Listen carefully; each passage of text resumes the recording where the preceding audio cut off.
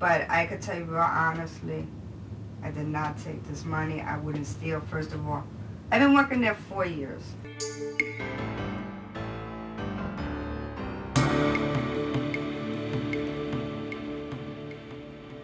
I'm Joseph Wells, Chairman of the Association of Certified Fraud Examiners. Most inventory shortages involve innocent mistakes, but sometimes they don't. That's where Scott Barefoot, Certified Fraud Examiner, comes in. His company, like many others, experiences a continuous stream of shortages. Scott has interviewed hundreds of people on a variety of subjects. He knows that there are 5 kinds of questions he can ask about any topic. They are introductory, informational, closing, assessment, and admission-seeking questions. The first 3 are used in routine interviews. Assessment and admission-seeking questions are asked in situations involving possible wrongdoing. All 5 types of questions will be illustrated in sequence in this presentation.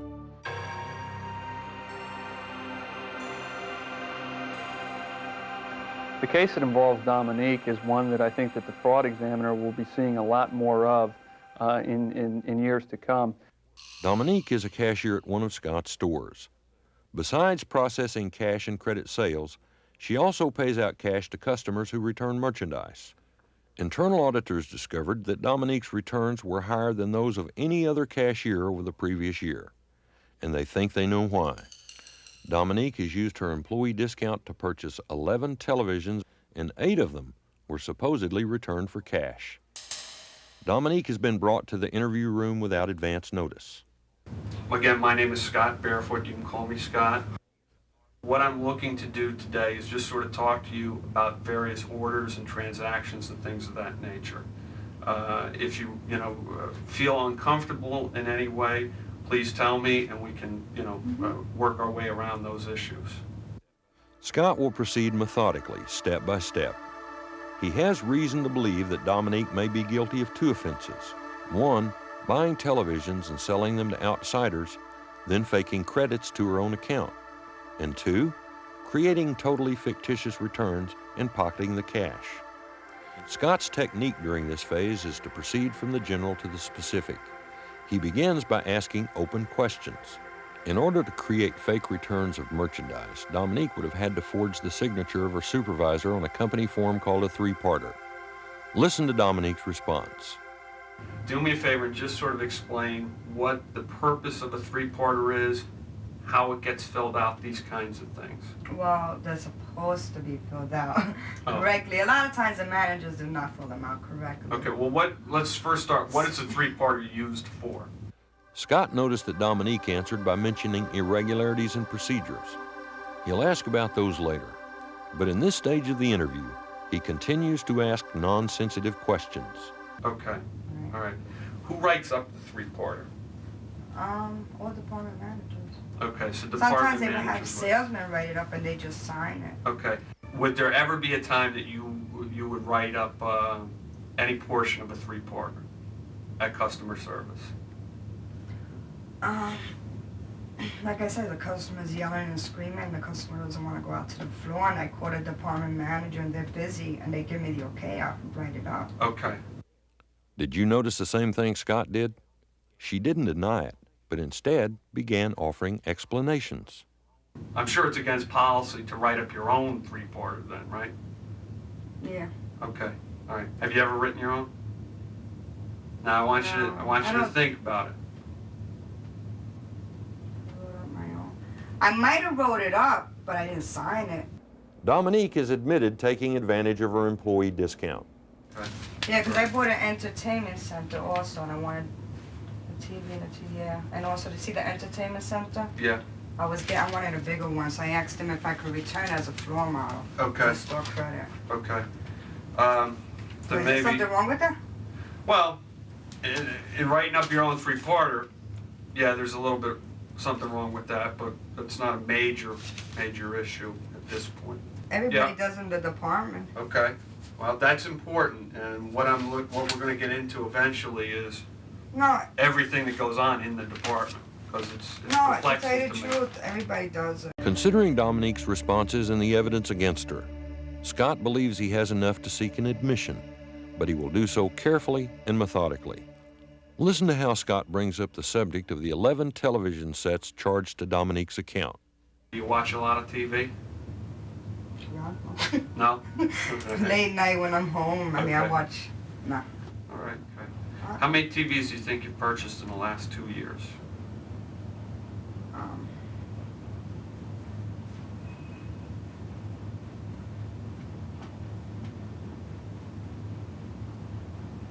purchase,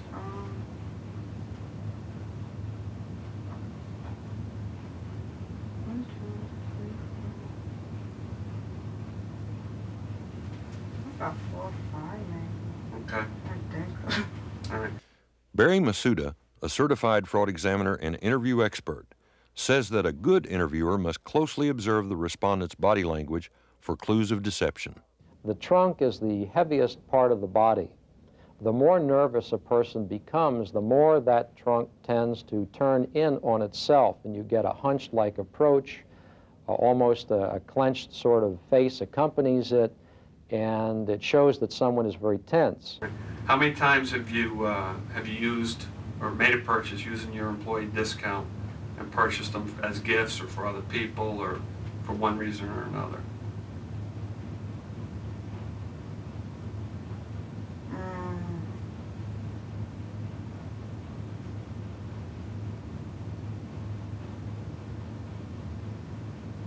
Do you want, no, not for like who? For friends or Oh, something? I don't know who you purchased them for, but, you know.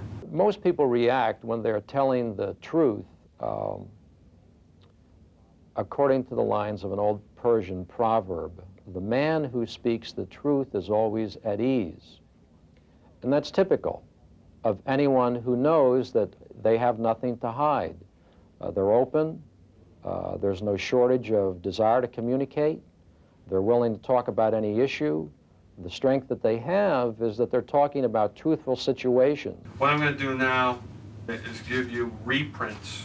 These aren't originals like these are, but these are reprints, and I'll let you know that I certainly haven't done anything to them except call them up on the I know, I have a lot of orders. purchase order. You do I have a know lot that, of I know orders. that. We'll get into that. But these orders are, I believe, 11 different TVs that you purchased. So it's not 4 or 5, but it's 11. One time you bought 2 TVs on the same day. A week later you bought another TV. What's going on with the TV sets? Admission-seeking questions have two purposes: to obtain a valid, voluntary confession of wrongdoing and to convert that voluntary confession to writing. Admission-seeking questions don't ask, did you do it? They ask, why did you do it? This is something where you don't necessarily want to ask exactly, did you take the money, for example, but you want to say something to the effect of, is this the first time that you have taken from the company? Is this the first time that you have created an overdraft? These are types of things, or types of questions that are not direct and will not result in a yes or no answer. Right. My concern is that you transacted the order and there was no return of merchandise. First of all, I don't do things like that, okay? Okay. And Maria? second, I would never do it under my numbers. Okay. So you do it under somebody else? No, I mean, no, I wouldn't do it at all. Notice that he delivered his initial accusation in no uncertain terms. Her reaction was no surprise to Scott. She denied it. The next step is for him to repeat the accusation. Then, to make sure that I know exactly what's going on, I review the videotape. And I see you at that time on the transaction, working at the computer with no customer. Then I There see had to you. be a customer. Okay. Okay. First of all, you're accusing me of stealing, and I do not steal, okay? Okay. I've been working there 4 years. I understand. I understand. right. Believe I'm me, a I manager. understand. You're a And you manager. think I'm gonna steal? I'm concerned about this order. You've got to explain it to me. Mhm. I'm telling you that I have the facts that show on videotape, that there's no customer there, that there's no return of merchandise. What you're seeing is that you transact this refund, all right? The piece never came in the building. Never came in the I building. never did anything like that, okay? I'm real, No, I'll be real honest with you. I can swear up and down, I never in my whole life had ever done anything like that. Notice the type of denial Dominique is voicing. She's trying to make her story more convincing, but she's only helping confirm Scott's suspicions. The guilty person will either react with weak denials or silence. The more the person is accused, the weaker the denials become.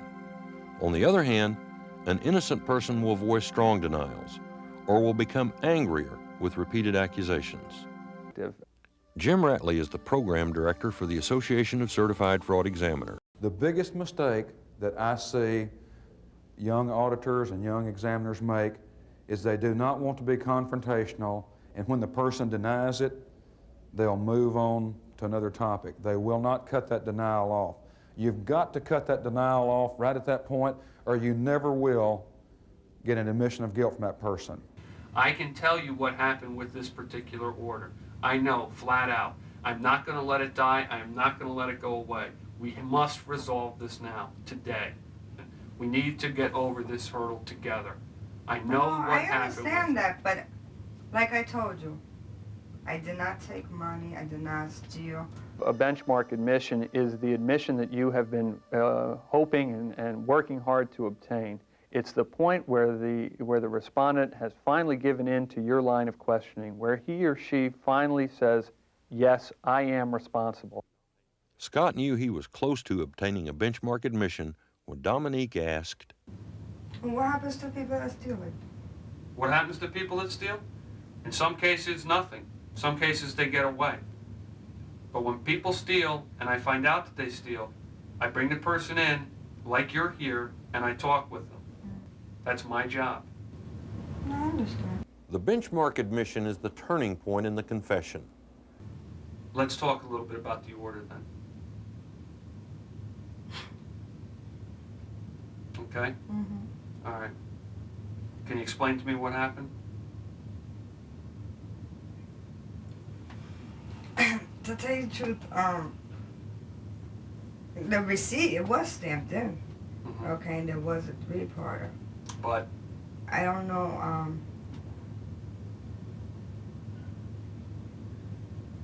like I did it, but not. it's all right. Go ahead.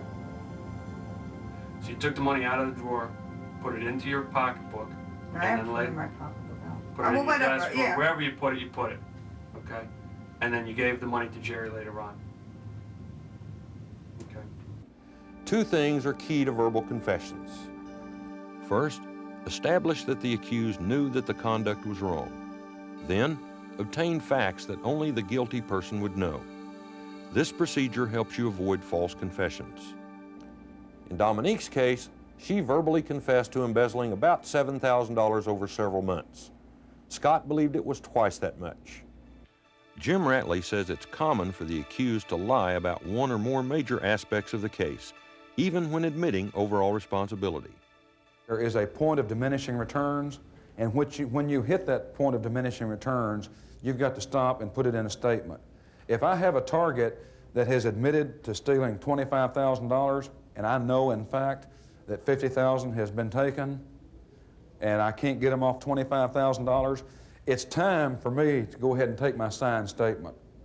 Later in court, assuming that we ever end up in court, I will get the other $25,000. It was very, very difficult to obtain the confession, even after the point when the actual documents had been shown to her and her alibis had been used up and contradicted to the point where there was no other way to go.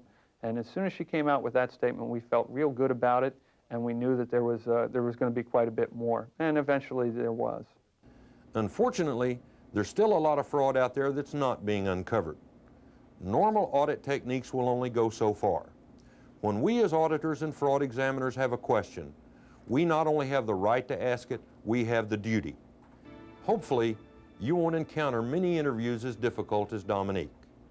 But if you do, now you have a better understanding of how to go beyond the numbers.